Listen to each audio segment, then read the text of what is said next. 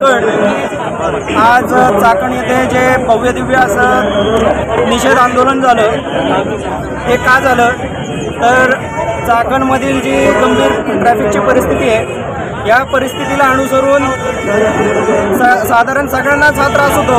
MIDC मधील कंपन्यांना, त्या कंपन्यांमध्ये जाणाऱ्या प्रत्येक कामगाराला, त्या कंपन्यांच्या मालकांना आणि आमच्यासारख्या सर्वसामान्य नागरिकांना हा त्रास होत असताना गेले अनेक वर्ष, साधारण 10-15 वर्ष म्हणायला हरकत नाही, सरकारला या गोष्टी दिसत नाहीत का? मग दिसतात तर काम का होत नाही? मागच्या वर्षी देखील असं आंदोलन एक बैठक घेण्यात आली, त्याच्यानंतर तातडीने अजितदादांनी बैठक घेऊन इथलं अतिक्रमण काढण्याचे आदेश काढले। ते अतिक्रमण काढलं गेलं।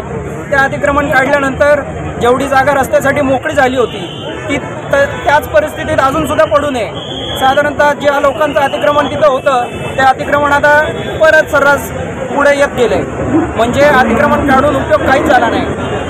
मग आज जे आंदोलन आपण केलंय, या आंदोलनाच्या माध्यमातून आपण रस्त्याची मागणी तर नक्कीच करत आहोत, नवीन रस्ते व्हायलाच पाहिजेत। पण आपण बघतो पुणे पिंपरी चिंचवड या ठिकाणी मेट्रोचं काम चालू होतं, त्यावेळेस ज्या पद्धतीने आहे त्या रस्त्याची विड्थ कमी झाली होती, त्याच पद्धतीने रस्त्यांच्या वेळेस यांचा आत्ताचा जो आहे तो निम्मा कमी होत, मलाच या रस्त्यांना वाहतुकीचा ताण जो आहे तो सांभाळता येत नाहीये।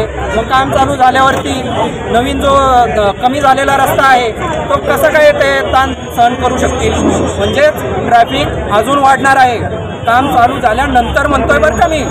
मग यासाठी उपाय काय?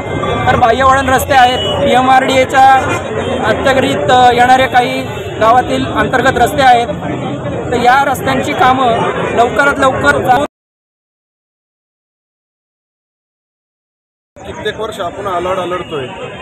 आज जर तसं पाहायला गेलं तर चाकण कृती समितीची जी स्थापना झाली, त्या स्थापनेपासून ज्या गावातील विविध गावातील नागरिक असतील, स्थानिक कार्यकर्ते असतील, सर्व जनतेच्या वतीने आज या ठिकाणी आपण आंदोलनाचा हा दुसरा लढा वतीने जे शिस्तीप्रिय आंदोलन झालेलं आहे, तर त्या आंदोलनाचं स्वरूप असं होतं की रोडच्या मध्ये ट्रॉफिकला अडथळा न करता रोडच्या मध्ये जे फलक आहे ते घेऊन उभं राहून आम्ही आज आंदोलन केलेलं आहे।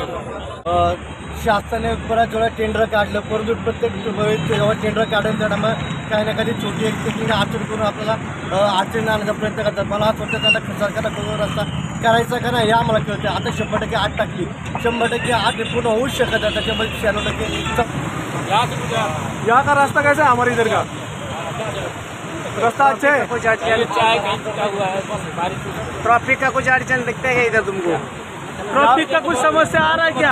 आधे घंटे खड़े क्या होना चाहिए? हमारी मांगे ऊपर से ब्रिज बने। हाँ